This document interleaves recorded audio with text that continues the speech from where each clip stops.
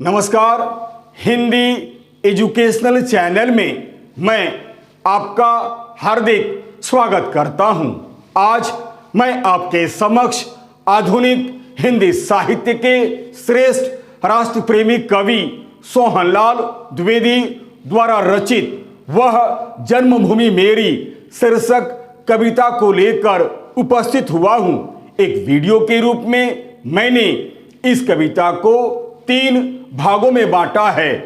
Part 1 video में मैंने इस कविता का केंद्रीय भाव या मूल भाव या सार या सारांश को प्रस्तुत किया है, जबकि दूसरे भाग में यानी पार्ट 2 वीडियो में मैं इस कविता का उद्देश्य या संदेश को प्रस्तुत करना चाहता हूं और तीसरे भाग में यानी पार्ट 3 वीडियो में मैं इस कविता का शब्दार्थ सहित सप्रसंग अर्थ या व्याख्या या भावार्थ को अत्यंत ही सरल भाषा में प्रस्तुत करना चाहता हूं। तो आइए अब मैं पार्ट 2 वीडियो के रूप में इस कविता का उद्देश्य या संदेश को प्रस्तुत करता हूं। इसे आप ध्यान देकर सुनिएगा। राष्ट्र प्रेमी कवि सोहनलाल द्विवेदी द्वारा रचित वह जन्मभूमि मेरी शीर्षक कविता का उद्देश्य या संदेश। आधुनिक हिंदी साहित्य के श्रेष्ठ कवियों में सोहनलाल द्विवेदी जी का बड़ा ही महत्वपूर्ण स्थान है। सच पूछा जाए तो ये द्विवेदी युगीन काव्यधारा के एक बेजोड़ महाकवि, संपादक तथा राष्ट्रीय भावनाओं के ओजस्वी गायक रहे हैं। ये हिंदी के श्रेष्ठ राष्ट्र प्रेमी कवि माने जाते हैं। ओज और शौर्य के कवियों में इन्हें प्रथम स्थान प्राप्त है। इनके काव्य में गांधीवाद, राष्ट्रीय जागरण, स्वदेशाभिमान, भारत की गरिमापूर्ण संस्कृति, ग्राम सुधार, हरिजन उद्धार तथा समाज सुधार का स्वर मुखरित हुआ है।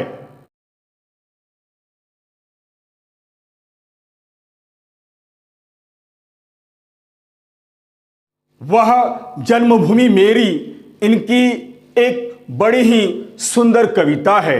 यह कविता देश प्रेम से भरी हुई एक बड़ी ही सुंदर तथा बेजोड़ कविता है।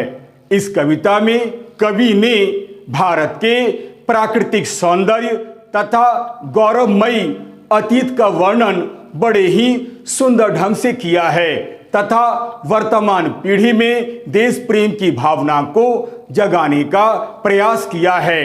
देश प्रेम से ओतप्रोत होने के कारण यह कविता संपूर्ण विश्व में भारत का गौरव गान प्रस्तुत करती है। वास्तव में यह कविता देश प्रेम से ओतप्रोत कविता है। यह एक उद्देश्य प्रधान कविता है।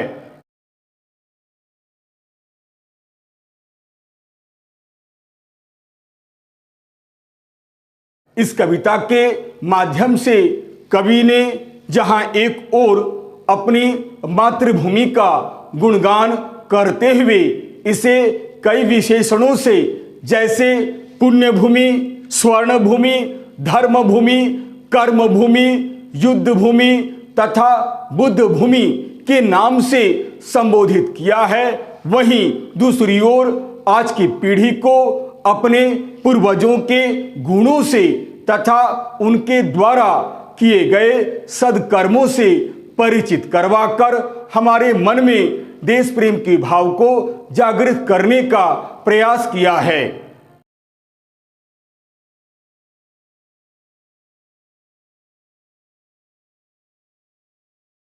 इस कविता के माध्यम से कवि ने जहां एक ओर भारत के प्राकृतिक सौंदर्य को चित्रित किया है, वहीं दूसरी ओर भारत के गौरवमयी अतीत का चित्रण कर आज की युवा पीढ़ी में देश के प्रति प्रेम को जगाया है।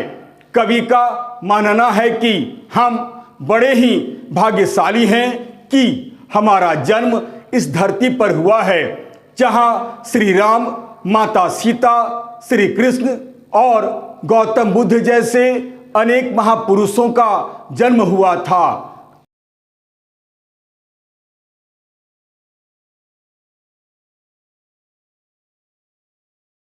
कवि चाहता है कि हम अपने पूर्वजों से परिचित होकर तथा उनके जीवन चरित्र से प्रेरणा लेकर हम उनके आदर्शों पर चलें और अपने देश को गौरवान्वित करें। कवि वर्तमान पीढ़ी में देश प्रेम की भावना को जगाने के लिए भारत भूमि की कई विशेषताओं को बतलाया है ताकि वर्तमान पीढ़ी अपने देश की गरिमा को समझे कि इस पवित्र भूमि की सेवा करना उनका एकमात्र धर्म है और मातृभूमि की सेवा करना ही उनका एकमात्र कर्म है। मातृभूमि की सेवा से बढ़कर कोई सेवा नहीं है।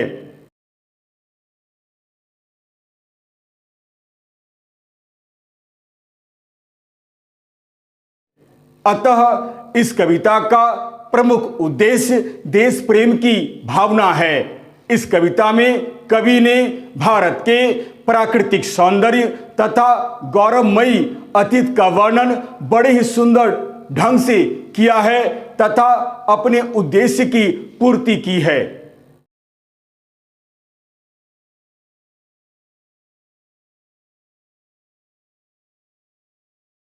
यदि आपको यह वीडियो अच्छा लगता है तो आप इसे लाइक करें, शेयर करें और सब्सक्राइब करें।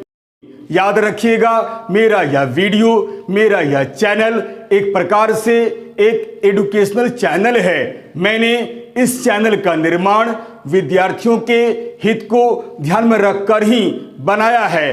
अतएव लाइक, शेयर और सब्सक्राइब करना आप बिल्कुल ही भूलें। और हाँ, यदि मेरे वीडियो में अगर आपको कहीं भी किसी प्रकार की कोई त्रुटि या कोई कमी नजर आती है तो आप सप्रमाण कमेंट्स करें ताकि मैं उन गलतियों का सुधार कर सकूं और आपके समक्ष एक बहुत ही सुंदर छात्रोपयोगी वीडियो बनाकर प्रस्तुत कर सकूं ताकि आप अधिक से अधिक उसका लाभ उठा सकें। तब तक के लिए नमस्कार, धन्यवाद।